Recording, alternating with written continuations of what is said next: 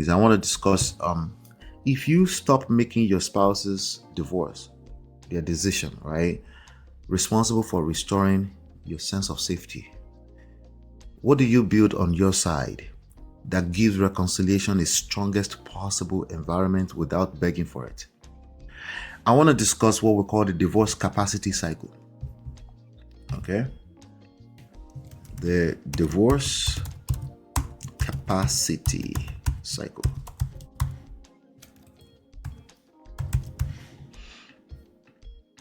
Yep. Divorce capacity cycle. Let's talk about this, okay? The divorce capacity cycle in in a perfect world we start by just ask all the questions and make sure you marry the right person. And just marry the right person. Just marry right. Right? In an ideal world, that doesn't really exist, right? Never. It doesn't exist. Just be honest with you. It doesn't exist. Okay? The opposite of panic is not pretending you do not care. The opposite of fear is not pretending that fear does not exist, right? The reality is that you care deeply. The difference is that fear stops controlling your next move. And this is where you build capacity. So the trigger is the same. The trigger is there is fear and panic, okay? Because somebody wants out of the marriage and you want to save the marriage. The same trigger. There's no difference. This is the real world, okay? And what we're going to help you do is build capacity for not this type of crisis, because we don't want somebody threatening you with crisis for the rest of your life. Somebody threatening you with divorce for the rest of your life. We obviously don't want that, right? But in real life, you're going to still experience some kind of panic-driven environment, something that happened that made you panic. You're going to experience that, all right? So I'm going to share something with you called the GPS. Is our framework here. It stands for grounding, purpose, and self. Okay, so let me show you, and then I'll explain it and how it's related to, and how you can apply this to a spouse asking you for divorce. Okay, and that increases, like, massively, dramatically, your chances of reconciliation and even building a better marriage. Okay, so let's put this on the board and then we move through it step by step. Okay, so we have grounding. Okay, I'm going to explain it. Just stay put. Very important. Then from grounding, we have purpose. Purpose. All right, and purpose will help you with self-discovery. No, there's no such thing as self-discovery outside of this experience. Don't let them deceive you that you shouldn't have married younger. Now, I'm not talking about 18 years or younger. But somebody say, oh, if you had married younger, it would have been better. No. Your story is better the way it is exactly. This is an opportunity that you shouldn't have missed. Right where you are right now is an opportunity that you should not have missed. Okay, because everything else will be somebody else's life and it literally just does not exist. What you have right now is an opportunity. Okay, and it looks nasty on the surface. Your partner is asking you for divorce. I get it. I've been there. Trust me. Okay.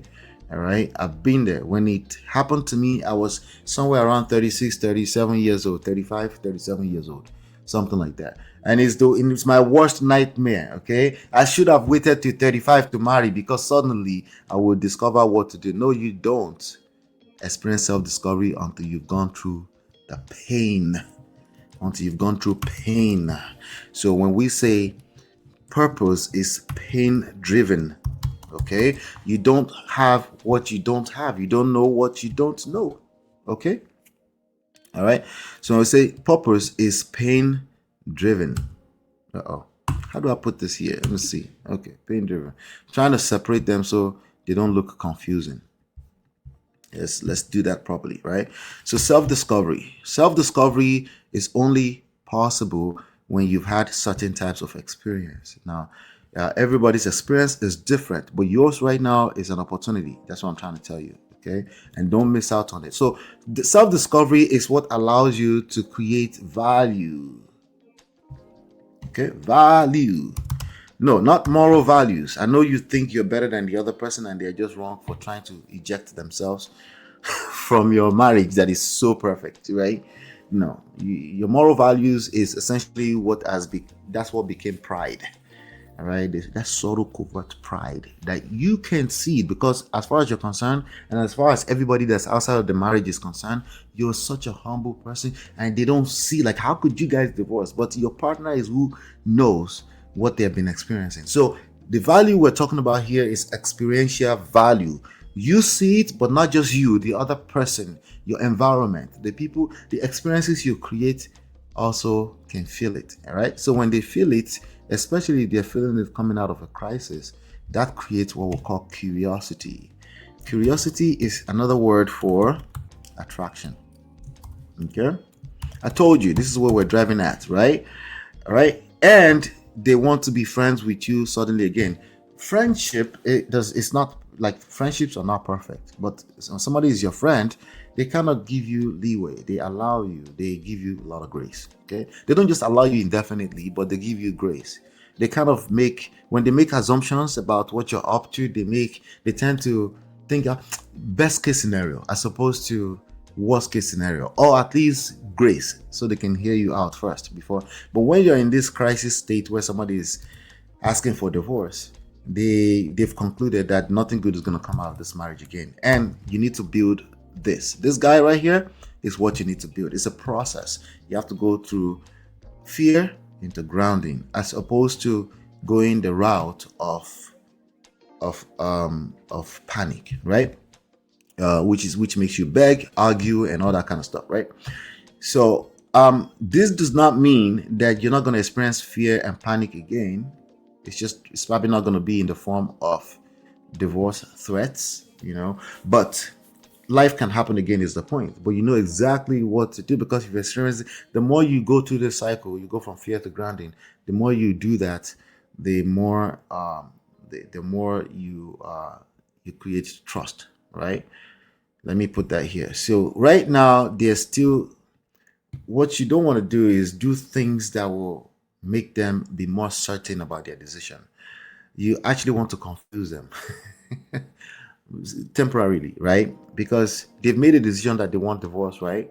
But when you start producing this guy over here, value, right? They get confused, right? Because they're now in the streets. Hopefully not all the way in the streets. And the streets has no love for nobody, right? The streets is everybody is eating each other up, everybody's selfish, everybody's looking to take advantage of each other. So, but they've concluded in recent times that what they want is the streets. They want divorce, right? For their own reasons, valid reasons, right? Whatever the reason is, you cheated, you were controlling, they can't get a word in, they felt like this was a mistake from whatever, right? But you've been able to go through this path, right, of grounding. I will explain them again. Purpose, pain-driven purpose, because you've experienced the pain and now you've started doing some work on yourself, and now you're discovering yourself, most likely for the first time in your life, because there's a part of yourself that you discovered after you've experienced this crisis that there's no way you would have discovered if I taught you everything you're learning right now about the way you respond to fear and panic. You wouldn't be able to comprehend it. It wouldn't make sense to you, right?